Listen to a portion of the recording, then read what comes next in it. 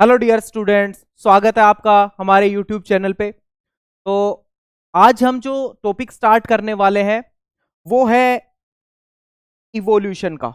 Evolution में एक topic आता है जिसका नाम है हार्डी विनबर्ग इक्वेशन। मैं हूं डॉक्टर आशीष और आज biotechnology plus CSIR life science का जो कॉमन टॉपिक है that is Hardy Weinberg law, उसको हम कवर करने वाले हैं आज के क्लास में। तो ये एक लेक्चर होने वाला है जिसमें जो भी कॉमन लेक्चर रहने वाले हैं, जो भी इंपॉर्टेंट लेक्चर रहने वाले हैं, इंपॉर्टेंट टॉपिक होंगे एग्जाम पॉइंट ऑफ व्यू के अकॉर्डिंग, उन सभी टॉपिक्स को आपको कवर करवाया जाएगा अलोंग विद क्वेश्चंस। तो चलिए स्टार्ट करते हैं हम लोग। तो ये देखिए, ये क्वेश्चंस आए हुए हैं आईआईटी जैम 2022, आईआईटी जैम 2021, 2016, ये क्वेश्चन आए हुए हैं directly from Hardy Weinberg law. मैंने रैंडम क्वेश्चन उठाए हैं directly from Hardy Weinberg law. यहां से क्वेश्चन आए हुए हैं और आते रहे हैं और आएंगे। काफी आसान टॉपिक है ये, बहुत मुश्किल नहीं है। बस न्यूमेरिकल पार्ट देख के थोड़ा सा हम घबरा जाते हैं। ये सीएसआईआर नेट में पूछे गए क्वेश्चन है, ये भी मैंने जस्ट रैंडम उठाए हैं और ये भी एग्जाम में आए हुए प्रीवियस ईयर्स क्वेश्चन है ये। These are the previous years question। तो सबसे पहले ये क्वेश्चन सोल्व करने के लिए हमें कॉन्सेप्ट समझना होगा, टॉपिक पे जाना होगा। हार्डी विनबर्ग लॉ क्या होता है और उसके बारे में वो किस चीज से रिलेटेड है। तो ये पॉपुलेशन जेनेटिक्स का एक टॉपिक है जिसको आज हम कवर करने जा रहे हैं, that is Hardy Weinberg law. Hardy Weinberg principal भी इसको बोलते हैं, हार्डी विनबर्ग लॉ भी बोलते हैं। तो इसमें आज हम जो कवर करेंगे वो करेंगे allylic frequency along with Hardy Weinberg law. Allylic frequency along with Hardy Weinberg law, ठीक है। ये दोनों टॉपिक हम कवर करेंगे और ये जो आते हैं ये आते हैं पॉपुलेशन जेनेटिक्स के under. Population genetics, they comes under population genetics. और इवोल्यूशन जो है वो चैप्टर है, उस चैप्टर से ये टॉपिक्स बिलोंग करते हैं। चलिए स्टार्ट करते हैं। सबसे पहले दैट इज एलिलिक फ्रीक्वेंसी। और एलिलिक फ्रीक्वेंसी पे जाने से पहले हम ये देख लेते हैं कि एलील्स वगैरह के बारे में और सबसे पहले पॉपुलेशन जेनेटिक्स के बारे में। Population genetics, population genetics. तो पॉपुलेशन जेनेटिक्स जो है दैट कंसर्न अबाउट, ये किसके बारे में बताता है? पॉपुलेशन जेनेटिक्स बताता है चेंज के बारे में। पॉपुलेशन जेनेटिक्स जो है it tells about the change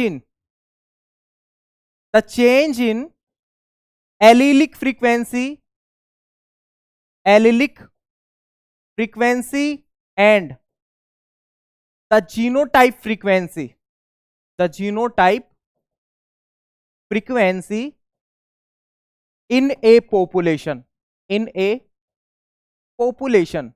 तो एक पॉपुलेशन के अंदर एलिलिक फ्रीक्वेंसी और जीनोटाइप फ्रीक्वेंसी में क्या चेंज हुआ, जेनेटिक पॉपुलेशन जेनेटिक्स जो है वो इस चीज से की स्टडी होती है। या हम बोल सकते हैं कि population genetic concern about the change in allelic frequency and the genotypic frequency और the genotype frequency within a population. एक पॉपुलेशन में जीन फ्रीक्वेंसी और जीनोटिपिक फ्रीक्वेंसी के बारे में वो बताती है। तो फिर एलिलिक फ्रीक्वेंसी क्या होती है, कैसे हम उसको डिनोट करते हैं, कैसे डिफाइन करेंगे एलिलिक फ्रीक्वेंसी को, चलिए देखते हैं। Allelic frequency, allylic frequency. अब आपको ये पता है कि हमारे पास क्या होते हैं, हमारे पास होते हैं जीन्स, वी हैव जीन्स, और उन जीन्स के एलील्स होते हैं, वी हैव एलील्स, ठीक है। एलील्स, एलील्स जो है that are the alternative form of genes. Genes की जो भी अल्टरनेटिव फॉर्म होती है उनको क्या बोलते हैं हम? एलील्स। सपोज करो, मान लो हमारे पास एक ऑटोसोमल लोकस है, ऑटोसोमल लोकस, ठीक है। ये है हमारे पास एक ऑटोसोमल लोकस, और इस ऑटोसोमल लोकस के ऊपर जो जीन है, कोई भी जीन, ओके, इस ऑटोसोमल लोकस के ऊपर जो जीन है उसके क्या हैं, उसके हैं एलील। एक तो है हमारे पास एलील ए और एक है हमारे पास allele A, capital A and small A. ये जो है ये हमारे पास डोमिनेंट एलील हो गया, ये हमारे पास डोमिनेंट एलील हो गया, और ये हमारे पास क्या हो गया, रेसेसिव। ये हमारे पास रेसेसिव एलील हो गया। तो एक डोमिनेंट हो गया अपने पास और एक कैसा हो गया, एक रेसेसिव एलील हो गया। और मान के चलो कि एक पॉपुलेशन के अंदर एक पर्टिकुलर कैरेक्टर है, ठीक है, हमारे पास क्या है, एक पॉपुलेशन है, वी हैव ए पॉपुलेशन, और उस पॉपुलेशन के अंदर कुछ इंडिविजुअल्स हैं, मान के चलें कि हमारे पास उस पॉपुलेशन में 100 इंडिविजुअल्स हैं या फिर मान के चलो 200 इंडिविजुअल्स हैं। हम मान के चलते हैं कि हमारे पास एक पॉपुलेशन है जिसमें 100 इंडिविजुअल्स हैं और हम बात कर रहे हैं एक पर्टिकुलर ऑटोसोमल लोकस की, और उस ऑटोसोमल लोकस के ऊपर क्या होता है, उसके ऊपर जीन होगा, कोई भी किसी भी कैरेक्टर के लिए एक पर्टिकुलर जीन होगा और उस जीन का कोई ना कोई क्या होगा, एलील्स होंगे, उस जीन के कोई एलील्स होंगे। और ये एक पॉपुलेशन है, और कैसी पॉपुलेशन है, डिप्लॉयड पॉपुलेशन है, ये एक डिप्लॉयड पॉपुलेशन है और सेक्सुअली रिप्रोड्यूसिंग पॉपुलेशन है, सेक्सुअली रिप्रोड्यूसिंग पॉपुलेशन ये है।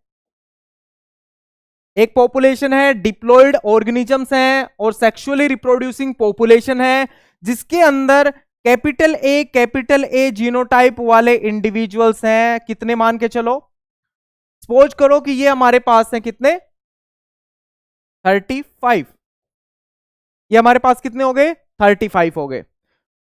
कैपिटल ए स्मॉल ए वाले इंडिविजुअल हैं हमारे पास कितने, ये मान के चलो हमारे पास हैं 50, ये हमारे पास क्या है, 50 है। और मान के चलो कि ये वाले इंडिविजुअल जो हैं ये हमारे पास कितने बच गए, 15, ये हमारे पास कितने हो गए, 15 हो गए। ये हमने कंसिडर कर लिया कि हमारे पास ऐसी एक कंडीशन है, और ये क्या है, ये हो गया होमोजाइगस डोमिनेंट, होमोजाइगस डोमिनेंट, ये हमारे पास होमोजाइगस डोमिनेंट, ये क्या है, ये हमारे पास जीनोटाइप है, ये उन इंडिविजुअल्स की जीनोटाइप है।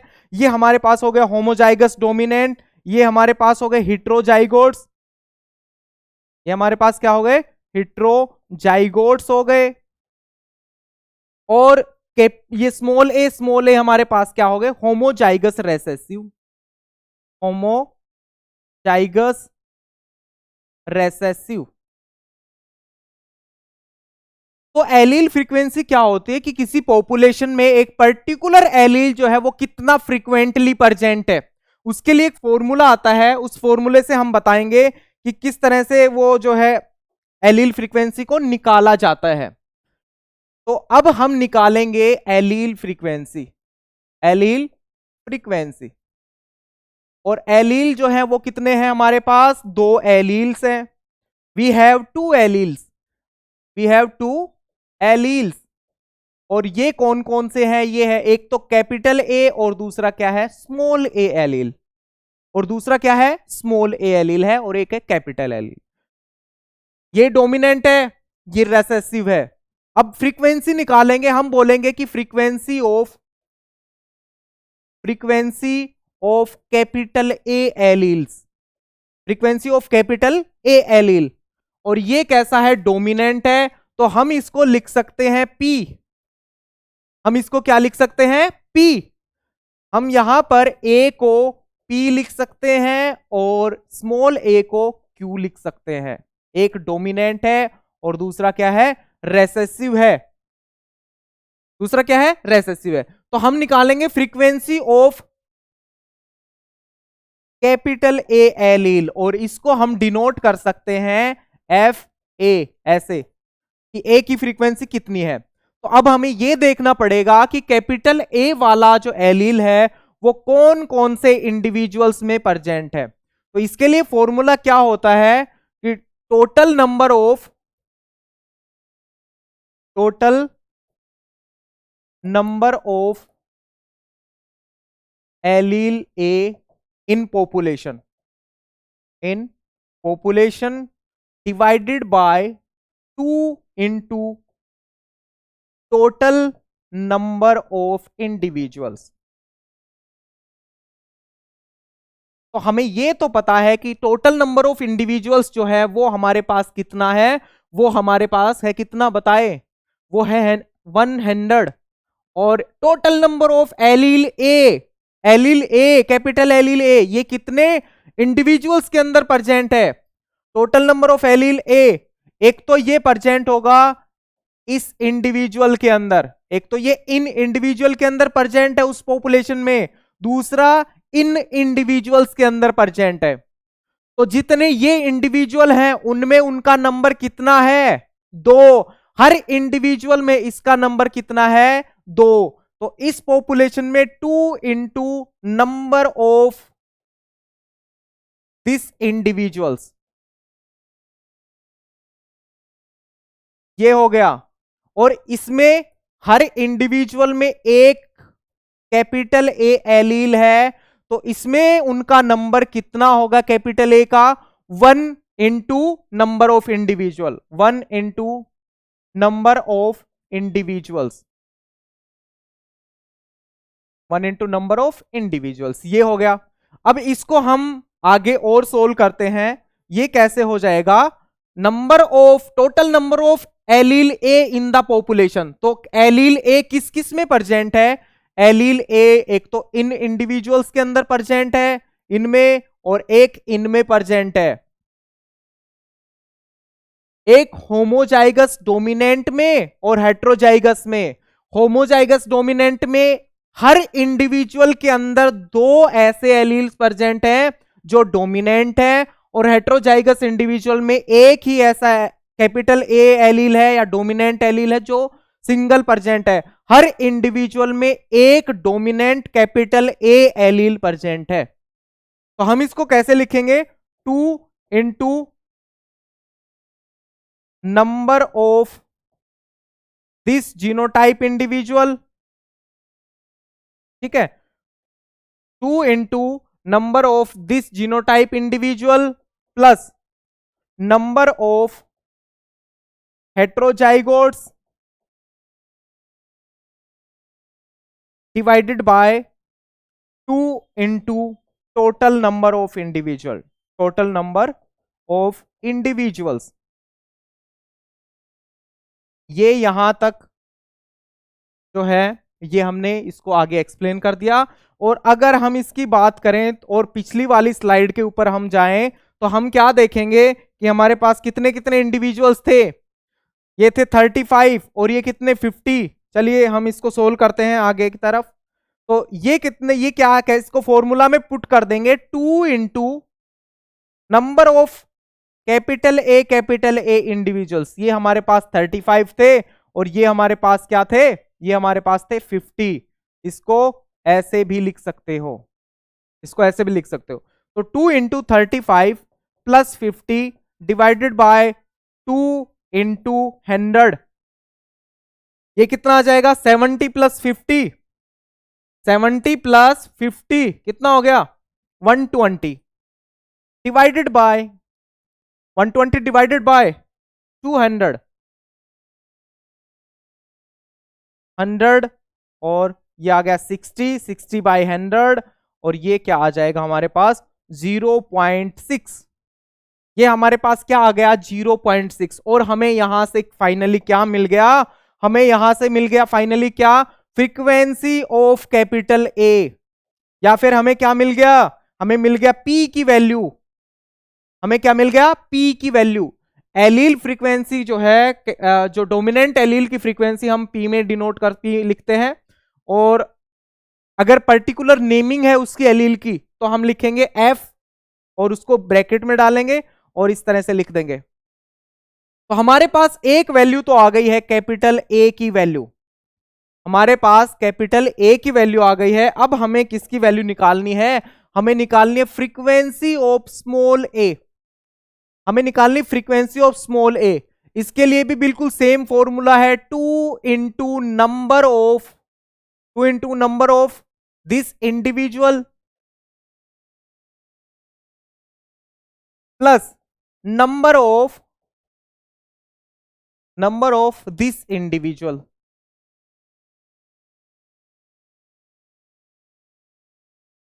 एक तो ऐसे इंडिविजुअल जिनकी जीनोटाइप ये है और एक ऐसे इंडिविजुअल जिनकी जीनोटाइप ये है, divided by 2 into total number of individuals, 2 into total number of individuals in that population, in the population. तो इसको सोल्व करेंगे तो ये हमारे पास कितने थे, ये हमारे पास थे 15 और ये हमारे पास कितने थे, ये हमारे पास थे 50. तो ये कर दो 2 into 15 plus 50 divided by 200, divided by 200. और ये क्या आ जाएगा 30 plus 50 डिवाइडेड बाय 200. और फिर ये आ जाएगा 80 डिवाइडेड बाय 200. और फिर ये फाइनली आ जाएगा 0.4. ये क्या आ जाएगा 0.4 आ जाएगा. तो यहां से हमें क्या मिलेगा, यहां से हमें मिलेगा Q की वैल्यू. ठीक है, हमारे पास Q की वैल्यू क्या आ जाती है, हमारे पास Q की वैल्यू आ जाती है 0.4. और ये क्या है, A की वैल्यू है, A इज इक्वल टू 0.4.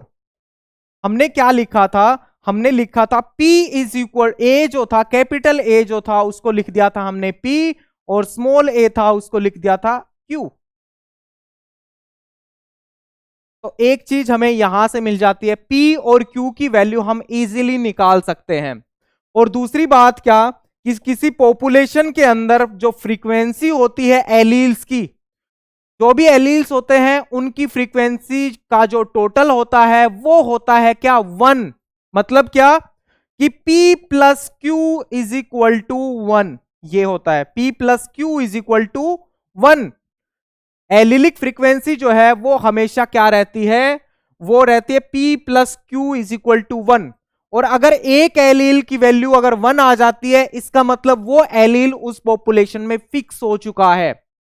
ठीक है, तो जो एलिलिक फ्रीक्वेंसी की जो वैल्यू है, एलिलिक फ्रीक्वेंसी उसकी वैल्यू डिपेंड करती है किसके बीच में, बिटवीन 0 to 1. एलिलिक फ्रीक्वेंसी जो है उसकी वैल्यू लाई करती है, the frequency of an allele lie between 0 to 1. And P plus Q जो होगा वो हमेशा क्या होगा, वो हमेशा 1 होगा. P plus Q is equal to 1.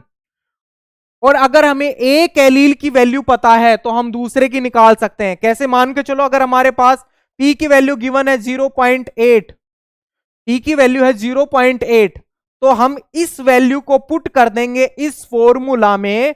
तो हम क्या कर लिखेंगे 0.8 plus Q is equal to 1, 0.8 plus Q is equal to 1 ऐसे लिख देंगे. और फाइनली इसको आगे सोल्व करेंगे तो कैसे लिखेंगे, Q is equal to 1 minus 0.8. और Q की वैल्यू आ जाएगी, वो आ जाएगी 0.2. अगर हमें एक वैल्यू गिवन है तो हमें दूसरी वैल्यू हम उससे निकाल सकते हैं. तो ये था एलील फ्रीक्वेंसी के बारे में कि किसी पॉपुलेशन के अंदर एलीलिक फ्रीक्वेंसी कैसे निकालते हैं. और एलीलिक फ्रीक्वेंसी क्या होती है कि उस पॉपुलेशन के अंदर वो एलील जो है वो कितना प्रेजेंट है, कितने एक्सटेंट तक प्रेजेंट है, दैट इज एलीलिक फ्रीक्वेंसी. चलिए एक क्वेश्चन सोल्व करके देखते हैं इसी के बेसिस पे. अभी हमने कुछ निकाला है, ये सबसे पहले इसको देख लेते हैं. सबसे पहले हम इसको देख लेते हैं, या फिर हम क्या देख लेते हैं, in a population Hardy Weinberg equilibrium for gene X only two allele A and A are found. If frequency of A is 0.2 and frequency of allele A is frequency of heterozygotes. ये heterozygotes की frequency निकालने के लिए हमें आगे Hardy Weinberg law को देखना पड़ेगा. लेकिन यहां क्या है, in a random mating population the frequency of A allele is 0.7. What is the frequency of this? यहां पर भी क्या है, हिट्रोजाइगोट्स की पॉपुलेशन, हिट्रोजाइगोट्स का क्या पूछा है, फ्रीक्वेंसी. और यहां भी क्या पूछा है, हिट्रोजाइगोट्स का फ्रीक्वेंसी पूछा है. इसका मतलब आप समझ रहे हो, आईआईटी जैम के एग्जाम में ये क्वेश्चन 3 बार आया हुआ है, सिर्फ क्या चेंज है, ये देखो ये 2 बार आया हुआ है, ये क्वेश्चन 2 बार आया हुआ है और पूछा क्या है, सिर्फ हेटेरोजाइगोट्स की फ्रीक्वेंसी, कैपिटल ए स्मॉल ए की फ्रीक्वेंसी पूछी है। इसके लिए फिर हमें हार्डी विनबर्ग लॉ जो है वो देखना पड़ेगा आगे। चलिए चलते हैं आगे। अब हम आते हैं हार्डी विनबर्ग लॉ के ऊपर। अब हम बात करेंगे किसकी, Hardy Weinberg law. Hardy Weinberg law, Hardy Weinberg law.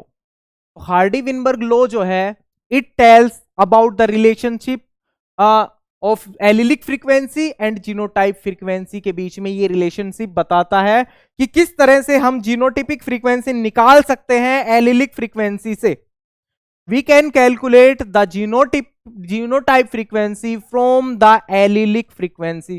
कैसे, ये दिया था किसने, जीएच हार्डी ने, GH Hardy and W Weinberg,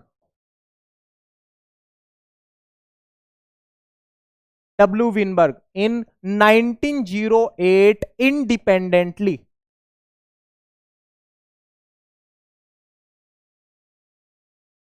दोनों ने इंडिपेंडेंटली ये लॉ दिया था, हार्डी और विनबर्ग ने। और ये क्या करता है,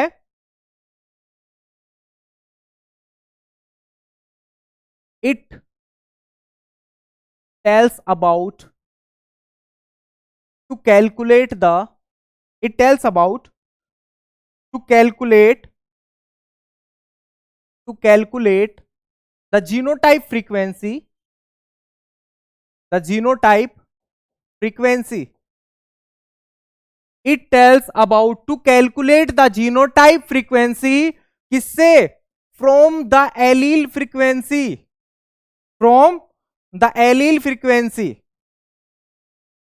फ्रॉम द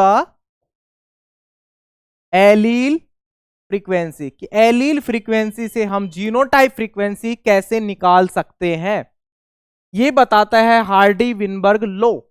और इसके कुछ क्या हैं, अजम्पशंस हैं, इसके क्या हैं कुछ, इसके कुछ अजम्पशंस हैं। और वो अजम्पशंस क्या हैं, वो अजम्पशंस हैं, देखें क्या है वो अजम्पशंस। देखो अजम्पशंस या पॉइंट्स, ठीक है, इसके क्या क्या पॉइंट्स है हार्डी विनबर्ग लॉ के। सबसे पहली बात इन्होंने कही थी क्या, एलिलिक फ्रीक्वेंसी इक्विलिब्रियम,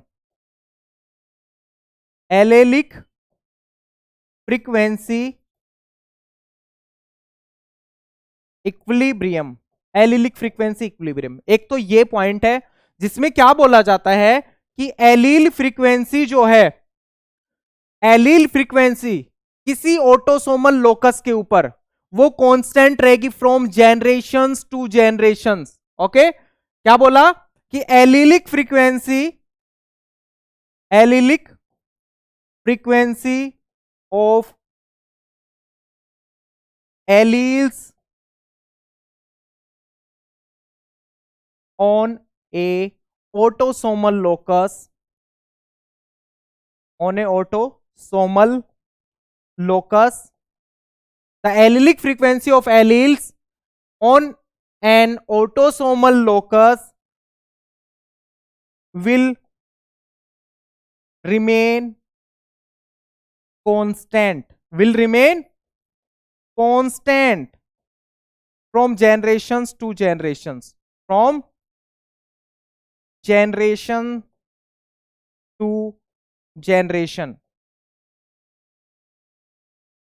कि एक जनरेशन से दूसरी जनरेशन तक एलिलिक फ्रीक्वेंसी में कोई चेंज नहीं आएगा।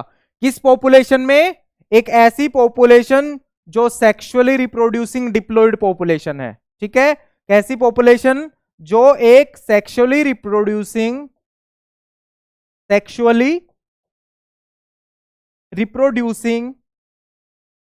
Diploid population, diploid population.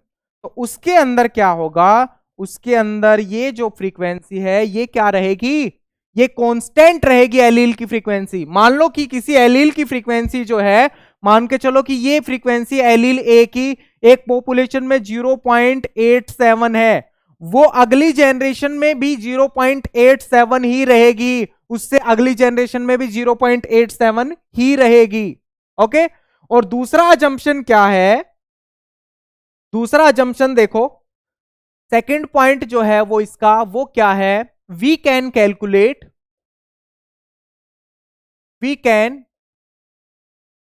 Calculate the genotype frequency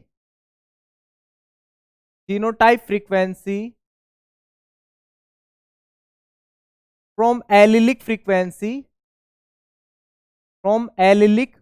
frequency in a predictable way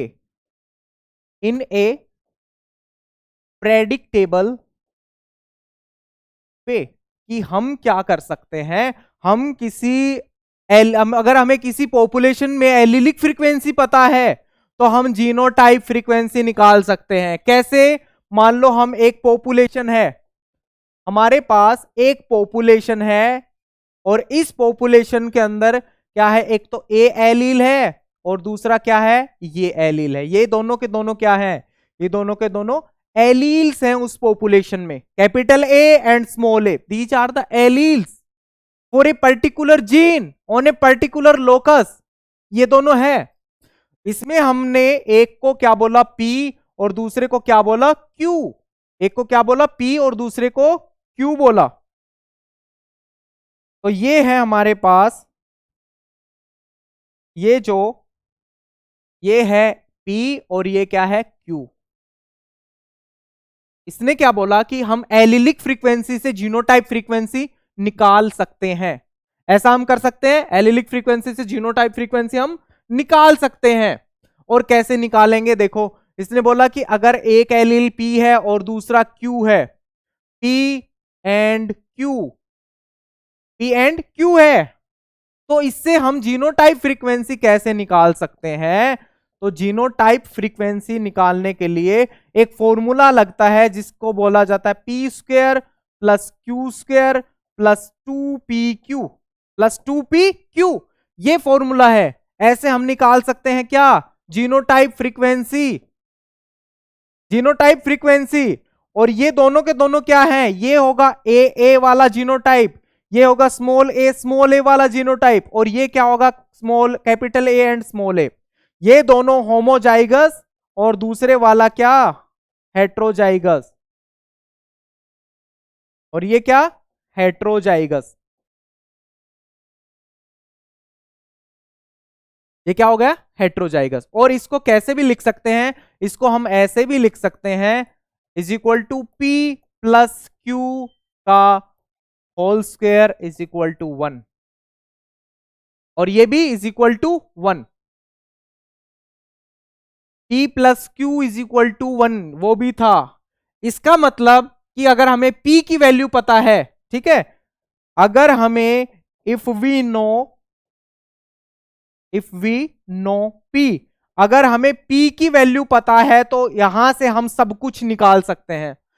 जैसे कैसे? मान के चलो, अगर हमें P की वैल्यू, एक भी एलील की वैल्यू, एलिलिक फ्रीक्वेंसी की वैल्यू अगर एक भी वैल्यू पता है तो हम सभी वैल्यू निकाल सकते हैं।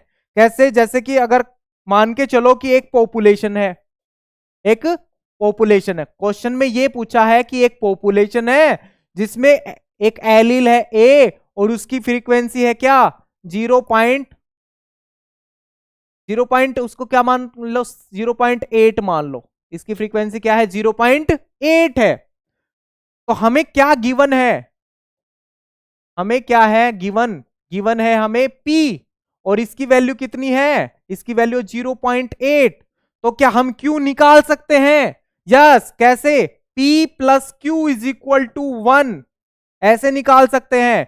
P की वैल्यू पुट कर दो, 0.8 plus Q is equal to 1, Q is equal to 1 minus 0.8 and Q is equal to 0.2। ये हमें मिल गया, P भी और Q भी मिल गया हमें।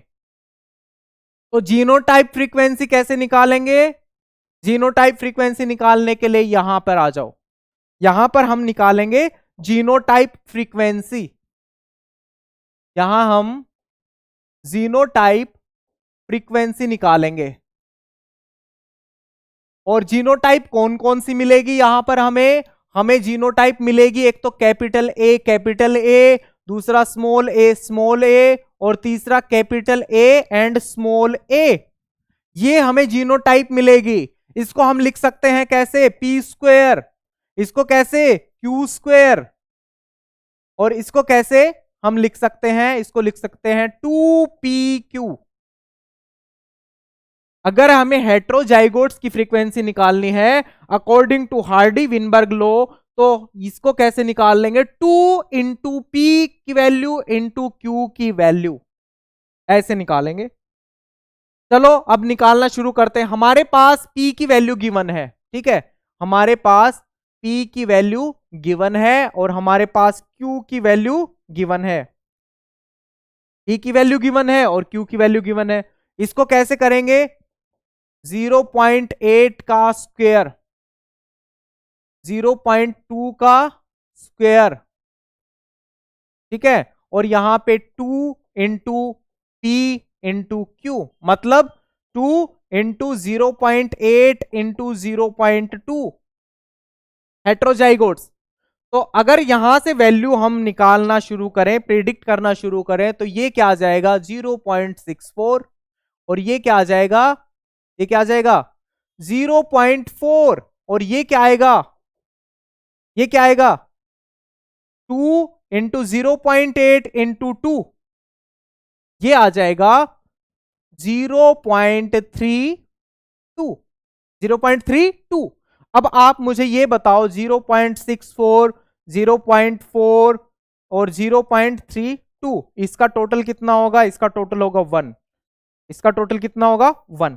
तो ये जो है हम यहां से निकाल सकते हैं, एलिलिक फ्रीक्वेंसी पता होगा तो हम उसकी जीनोटाइप फ्रीक्वेंसी निकाल सकते हैं। इस तरह से, इस तरह से हम जीनोटाइप फ्रीक्वेंसी निकाल सकते हैं। एक क्वेश्चन देखते हैं आज की क्लास में कि ये वाला जो क्वेश्चन है उसको कैसे सोल्व करना है। एक क्वेश्चन हम देख लेते हैं, चलिए एक क्वेश्चन देखते हैं। ये आ जाए, यहां पर आ जाए CSIR नेट वाला, और यहां ये in a randomly mating population the frequency of capital A allele, capital A allele की फ्रीक्वेंसी के बारे में बातें हो रही है यहां पर। हाँ, what is the frequency of capital A small A, हमें गिवन क्या है, यहां से देखो हमें गिवन जो है वो क्या है, वो हमें P गिवन है। हमें क्या गिवन है, P की वैल्यू गिवन है, और P की वैल्यू गिवन कितनी है 0.7। तो हम क्या Q की वैल्यू निकाल सकते हैं, yes, is equal to 1 minus 0.7 and Q is equal to 0.3। P और Q की वैल्यू, दोनों की वैल्यू पता है, तो हम A और इसकी वैल्यू कैसे निकाल सकते हैं, 2 into P into Q, 2 into P into Q. तो इसको मल्टीप्लाई कर दो, 2 multiply by 0.7 multiply by 0.3 multiply by 0.3। अब कर लो इसको सोल्व, ये आ जाएगा 0.42, यह आ जाएगा 0.42। 7 3 जा 21 और 22 मल्टीप्लाई बाय 2 0.42, ये आ गया इसका आंसर। अब आपके लिए क्वेश्चन ये है, अब ये क्या है, ये क्वेश्चन देखो बिल्कुल रिपीट हो रखा है, इसका भी आंसर क्या आएगा, इसका भी आंसर आएगा 0.42, इसका भी आंसर क्या आएगा 0.42। और यहां पर क्या है, in a population at Hardy Weinberg equilibrium for gene X only 2 alleles namely A and A are found. The frequency of A is 0.2 and frequency of A is 0.8. The frequency of heterozygote genotype in the population will be, ये कितनी होगी, ये कितनी होगी frequency, ये देखो कितनी होगी। ये हमने जो अभी एग्जाम्पल किया था वो यहां पर सेट बैठता है, और इसके अकॉर्डिंग फ्रीक्वेंसी हेटेरोजाइगोट की कितनी रहने वाली है, हेटेरोजाइगोट की फ्रीक्वेंसी रहने वाली है ये आंसर आएगा पिछले वाले क्वेश्चन नंबर 3 का। ये आ गया क्वेश्चन नंबर 3 का आंसर। तो यहां पर इसका आंसर क्या आएगा? इसका आंसर आएगा 0.32। इसका आंसर क्या आएगा? 0.32। और इसका आंसर क्या आएगा? 0.42। ये क्वेश्चन जो है वो रिपीट हुआ है एग्जाम के अंदर। This question is repeated in exam. और वहां क्या सिर्फ वैल्यू चेंज हुई है, बाकी तो सब सेम है ना। और यहां पर भी आंसर क्या है? यहां पर भी आंसर जो है वो है 0.42। आंसर जो है वो 0.42 है यहां पर। अब कोशिश करते हैं, एक क्वेश्चन यहां से भी देख लिया जा सकता है।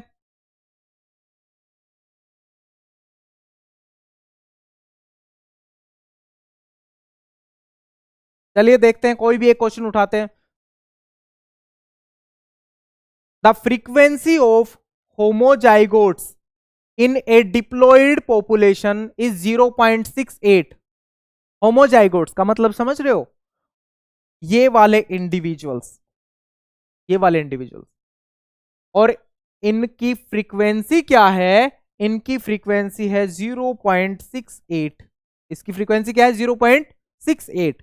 मतलब हमें जो वैल्यू गिवन है वो वैल्यू क्या है? हमें पी स्क्वेयर जो है वो गिवन है इस एग्जाम्पल में। पी स्क्वेयर की वैल्यू जो है वो गिवन है। Assuming that the population is in Hardy-Weinberg equilibrium, the frequency of two alleles are, दोनों एलील की फ्रीक्वेंसी पूछी है इसने। और इसने वैल्यू क्या पूछी है? इसने यहां पर आस्क क्या किया है? क्वेश्चन क्या रेज किया है? तो जो आस्क चीज जो है, जो चीज आस्क की गई है वो है, इसने P एंड Q पूछा है। हमें कोई भी क्वेश्चन करने से पहले यह पता होना चाहिए कि हमें गिवन क्या है और हमें निकालना क्या है, हमसे पूछा क्या गया है। यह चीज बहुत इंपॉर्टेंट है कि गिवन क्या है और आस पूछ क्या रहा है, वो चीजें हमें बहुत अच्छे से पता होनी चाहिए। तो हमें गिवन क्या है यहां पर? पी स्क्वेयर जो है वो गिवन है 0.68। 0.68। और हम P कैसे निकालेंगे? P इज इक्वल टू 0.68 का स्क्वायर रूट। और ये वैल्यू आ जाएगी, P की जो वैल्यू आएगी वो आएगी 0.8 समथिंग। ठीक है, 0.8 समथिंग वैल्यू आएगी किसकी? P की।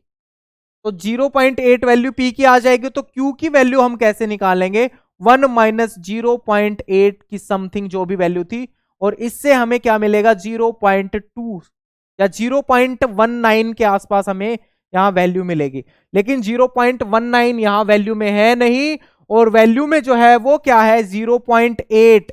ये केवल एक यही वैल्यू है जो हमारे आंसर से मैच होती है। तो हमारा जो आंसर आएगा वो ये वाला आंसर रहने वाला है इसका। This one is the answer. अगर वो 8 पॉइंट समथिंग कुछ दे देता, इसको आप कैलकुलेट करके देख लेना, अगर वो 8 पॉइंट समथिंग कुछ दे देता तो हम उसको आंसर लगाते। लेकिन यहां पे कुछ अलग सिनेरियो है। आंसर जो है वो केवल एक ही डेसिमल पॉइंट तक दिया गया है, तो वो हमारे पास आंसर उसका वो रहने वाला है। ओके, हमारे पास वो आंसर रहने वाला है उसका। ये क्वेश्चन जो है, जो क्वेश्चन बचे हैं आपके लिए काम ये है कि ये क्वेश्चन आप कवर करके देखें। Consider a single locus with two alleles which are in Hardy-Weinberg equilibrium if the frequency of one homozygous genotype is 0.64, what is the frequency of heterozygotes in that population? समझे क्या पूछा है? इन्होंने पूछा है आपसे PQ, मतलब कैपिटल A और स्मॉल a वाले इंडिविजुअल्स पूछे हैं। कैसे निकालोगे? 2 इंटू पी इंटू क्यू ये होगा। इसके लिए सोल्व करके देख लेना। आपके पास एक वैल्यू गिवन है, यहां पर गिवन क्या है हमारे पास? हमारे पास जो गिवन है ना वो है पी स्क्वेयर। वो क्या है? P square. वो हमारे पास यहां पर गिवन है। तो ये आपके लिए काम है, ये वाला क्वेश्चन आप सोल्व करें और ये वाला क्वेश्चन भी आप सोल्व करें। अगर आप सोल्व कर पाते हो ये वाला क्वेश्चन, अगर आप सोल्व कर पाते हो तो आप सोल्व कीजिए, अदरवाइज इसको डालिए कमेंट सेक्शन में। नेक्स्ट क्लास में इसको कवर करवा दिया जाएगा। तो हार्डी विनबर्ग प्रिंसिपल जो है वो हम दो पार्ट्स में कवर करने वाले हैं। एक पार्ट हमने कवर कर लिया है, अब हम देखेंगे कि कौन सी पॉपुलेशन हार्डी विनबर्ग इक्विलिब्रियम को फॉलो करती है। चलिए अब हम थोड़ा सा कम्युनिकेट कर लेते हैं। नेक्स्ट क्लास में हम क्या देखने वाले हैं कि कौन सी पॉपुलेशन हार्डी विनबर्ग प्रिंसिपल को फॉलो करेगी और उस पॉपुलेशन की क्या क्या कैरेक्टरिस्टिक्स होनी चाहिए कि उसको वो हार्डी विनबर्ग इक्विलिब्रियम अटेन करे, या हार्डी विनबर्ग प्रिंसिपल या हार्डी विनबर्ग इक्विलिब्रियम में वो पॉपुलेशन रहे। तो हम ये वाला पार्ट देखने वाले हैं नेक्स्ट में। साथ में इनब्रीडिंग, एक टॉपिक है इनब्रीडिंग और इफेक्टिव पॉपुलेशन, वो न्यूमेरिकल पार्ट है। इवोल्यूशन से one and only numerical part जो आता है that is Hardy Weinberg principal. उसमें से न्यूमेरिकल पार्ट जो है वो हम नेक्स्ट क्लास में कवर करेंगे। कुछ पार्ट हमने कवर किया है, बाकी बचा हुआ पार्ट है इनब्रीडिंग कोफिशिएंट। वहां से क्वेश्चन आए हुए हैं CSIR नेट में, और जो इफेक्टिव पॉपुलेशन साइज है वहां से भी CSIR में क्वेश्चन आए हैं। तो नेक्स्ट क्लास में हम वो कवर करेंगे। तो आप जुड़े रहिएगा हमारे साथ, हम साथ साथ में चलते रहेंगे और जो भी इंपॉर्टेंट टॉपिक्स आएगा हम कंटिन्यू उसको कवर करते रहेंगे, और आप भी साथ साथ में पढ़ते रहिए। I wish you all the very best. Thank you so much. मिलेंगे हम आपसे नेक्स्ट क्लास में।